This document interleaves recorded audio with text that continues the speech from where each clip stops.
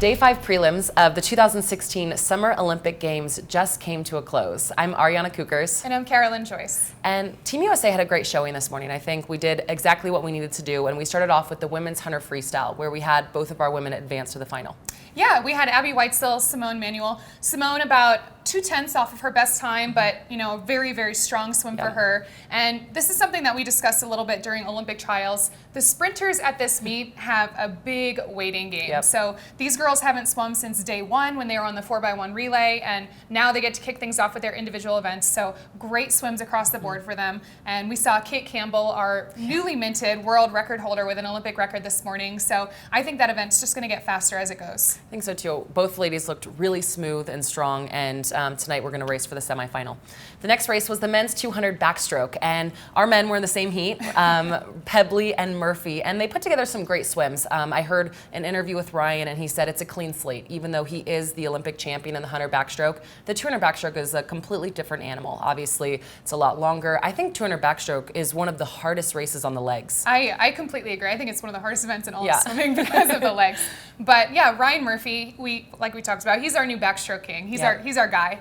And I thought he looked like he was taking a bath this morning. It didn't look like he took a single hard stroke. And Jacob Pebley, also very nice and relaxed, came on strong for a good 1-2 finish in their heat. So I think they set themselves up great for semifinals tonight. I think so too. And Pebley had some really nice closing speed. And one thing that they said is that Aaron Pearsall and Matt Grievers have both reached out to them. And really, I love the camaraderie that these backstrokers are showing, really kind of passing the torch in this tradition. Because like you said, it is a tradition of great backstroke in the U.S. It really is, between Lenny Kreiselberg, Aaron Pearsall, Matt Grievers, and now these new guys. And it's such a cool family. They keep it moving, and they're mentors. They want to help the next generation. Yeah, and it's really cool to see from them. So the third event was the women's 200 breaststroke, and we saw Lily King get back in the pool after her 100 breaststroke, and we also saw Hannes for the very first time. Yeah, Lily King and Molly Hannes. Lily King, more of a 100 breaststroker than a 200 breaststroker. She took it out pretty fast, but also you have to think about what Lily King has coming down from emotionally after her 100 breaststroke, the fanfare surrounding that race. So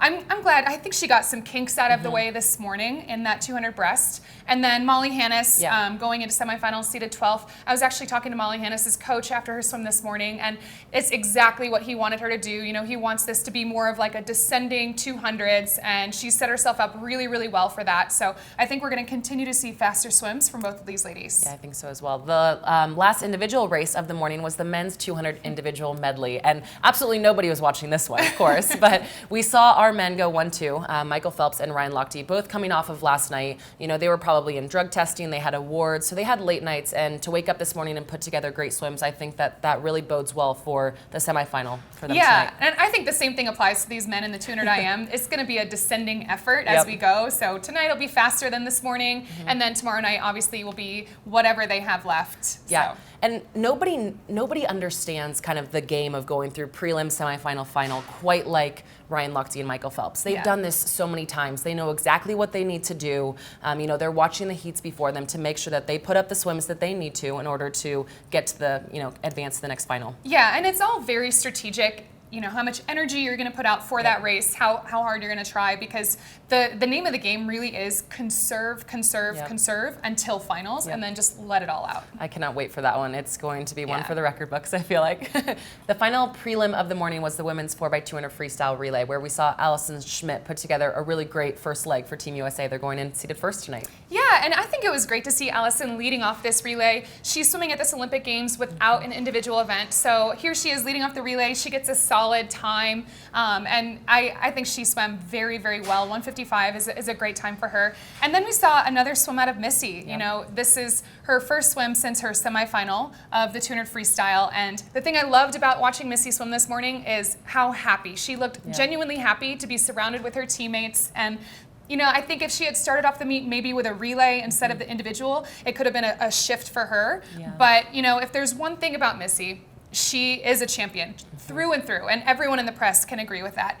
And whether her contribution at this Olympic Games is winning medals or really rallying behind her team and, you know, making herself the best cheerleader on the team, making everyone else better, being an example, then I think that's just as well. But, you know, I have faith that she's going to pull out of this and she's going to turn herself around because she's still extremely talented. She's still the world record holder in the 200 backstroke. You know, she's a phenomenal athlete.